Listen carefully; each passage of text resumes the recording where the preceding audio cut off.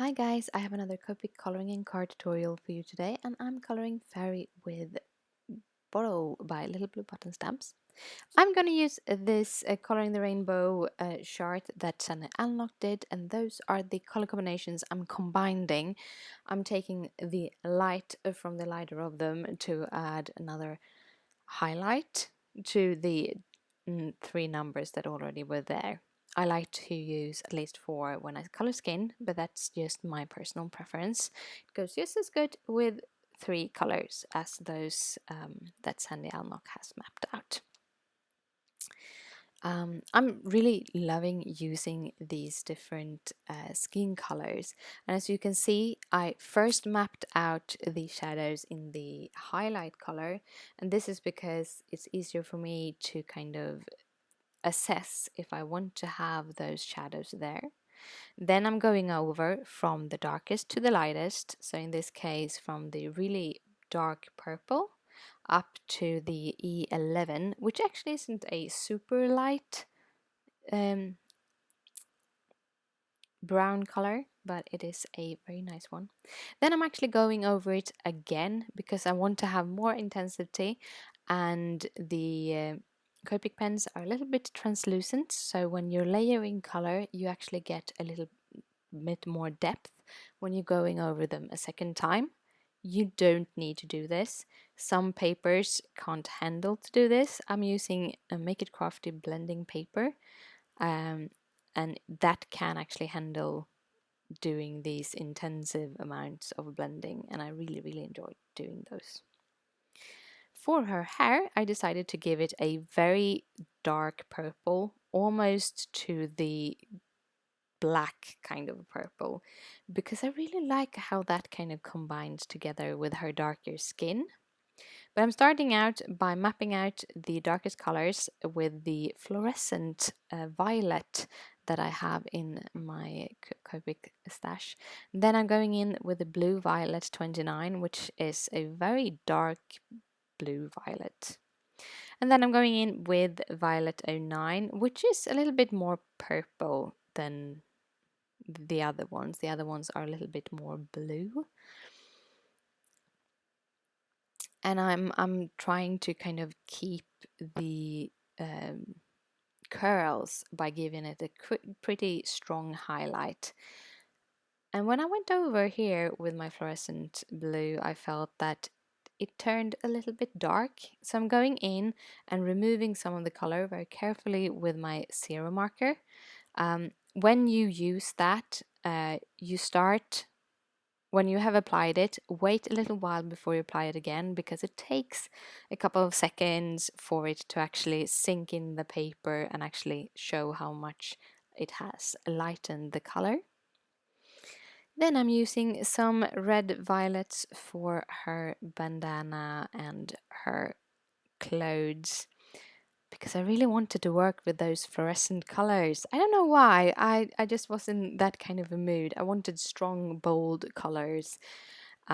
Using this stamp not with those cute baby colors that I was almost chose, because I had this paper beside me that I had planned to use, and then I kind of realized, no, I want to go fluorescent on her. So I actually have done that. A lot of strong pinks.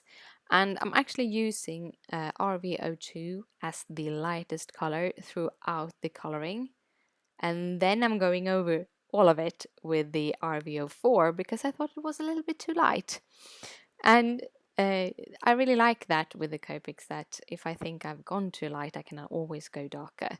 So it's always better to start out light, letting it dry a little while, and then figure out, oh, I want it darker, and then go in darker again. And you can always color another picture if it doesn't turn out the way you want it to. Here I'm using some blue, greens and blues, because the blue greens, starter blue greens and the starter blues are very similar in color, so you can actually mix and match, and I usually do. The bottle I am shading with some natural grays to try to make it look like it is white.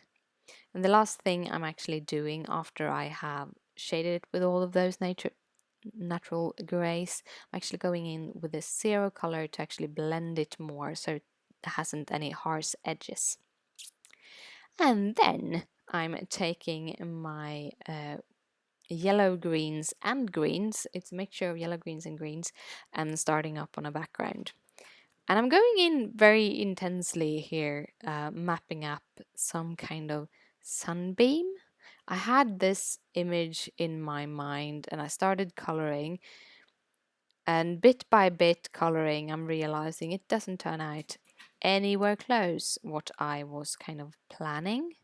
I think I should have again mapped it out with a lead pen or something just to get a normal pencil to get the lines how I wanted them, because they didn't really turn out the way I wanted them. And on top of that, I had a very hard time blending some of the colors. I have chosen, they were a little bit too far away,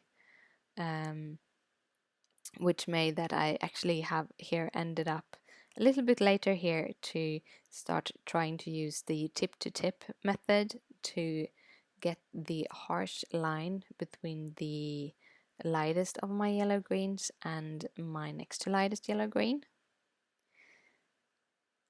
And that didn't work the way I wanted either. There's a lot of ink putting down here, and when you work with backgrounds, that is what is going to happen. You are going to use a lot of ink, but it's fun to play around with.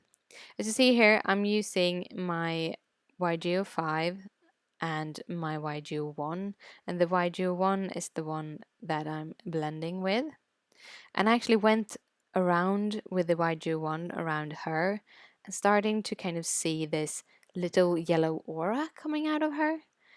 And then I decided, we redo all of this. So I took the YG09, that was my next darkest color, and I just filled it in, leaving a thin little gap around her in yellow so that she kind of was a little bit light aura around her. And I really like that. So that is what I ended up doing with the background. Sometimes it takes a while before you get where you want to. And I don't go out all the edges because I did color the edges in the darker green and I didn't want that to be in this little box that she was in. And now for the card. Today I'm actually doing sort of a little note card. I don't really have any pattern paper that fits these crazy colors. And I didn't really want to put it on a card when I worked so hard on the background, even though it turned out to be a very easy background. I didn't want to kind of have other things sort of working with them. So I just cut it down, removed just enough of the paper around it so the image would fit and still have a nice edging, trying to keep that at even inches, sort of, either being 1/16 of an inch or an eighth of an inch, just trying to get them to be a little bit even. And every time when I cut, I usually also measure the paper that I'm going to have the mat for, so that I rather measure twice, cut once, than getting rid of a lot of materials that I think I want to use. And I'm just matching it on a simple piece of black paper, and you can always use like a white gel pen to write on the back side of the note card, or you can just have it as a little cute image to put into envelope. I've started to actually send small images to my friends when I have packages for them. But yeah, that was the little note card for today. I hope you liked my video. If you do, please thumbs it up. If you want to see more of this, just hit that subscribe button. And I have 2 more videos here for you with my coloring. I hope you liked it. I see you later. Bye!